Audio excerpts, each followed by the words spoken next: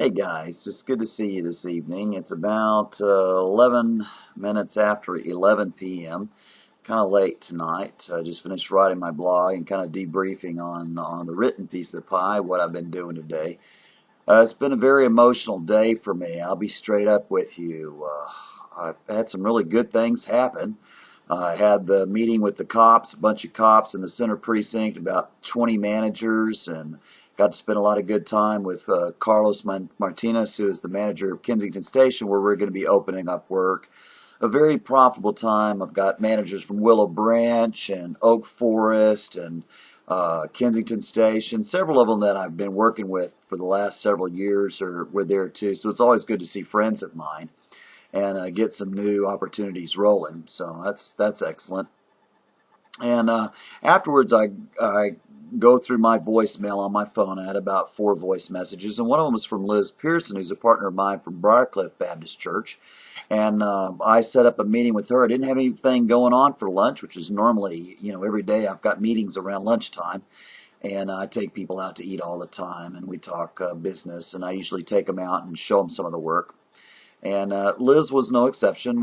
She had the time free, so we went over there and I picked up some school supplies that she gave us for our mission. And then we went over and did a recon on a couple of the apartment complexes near her church, neither of which I thought were appropriate for what we normally do. They were much more high end, were almost completely full. You just don't have leverage in a place like that.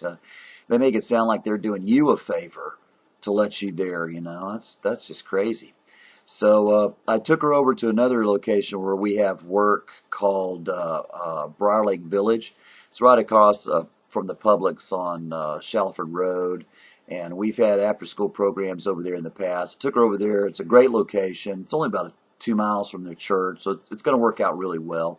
Hopefully get some after-school stuff and a summer reading program and thing going over there real soon. So that was good. And I went over back to my office at First Baptist Doraville and did wrote some newsletters about that time to get all that stuff done. About got that knocked out, and then went over to Azalea to check on my kids at Azalea, and it was a grade report day, and some of them did real well, all A's and 1B. A couple of kids made that high. I was very impressed.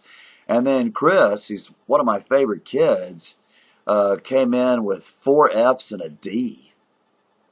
And I was so upset. I was just like, man, what is the problem, man? You're a smart kid. I mean, there's been many times where he's come home with all A's. And I was like, what is up with this, bro? I was pretty upset. I mean, these kids are like my kids. And his older brothers were talking to me and talking about their littlest brother, who's, again, like a son to me. And the kind of just wild behavior he's exhibiting and threatening to cut people up and, throwing stuff. And I was just like, what? This is the same kid this is my Jimmy you're talking about? We were shocked, man. And so I was so sad. I was just heartbroken coming home to hear this kind of report. Because, I always feel like somehow it's my fault. If only I could have done more. So that was very sad. In fact, I came home and ran 4 miles. I did 4 miles this morning, so I ran a total of 8 miles today. To try to de-stress and feel better about it. Pray for my kids, man. I have my sweet Ashley and Jesse, and, they've been such a blessing, but at the same time, I've got all these other kids that are just as dear to me.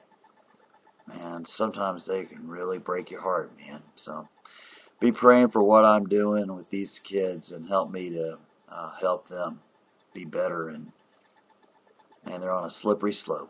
Appreciate you guys. I look forward to seeing you tomorrow.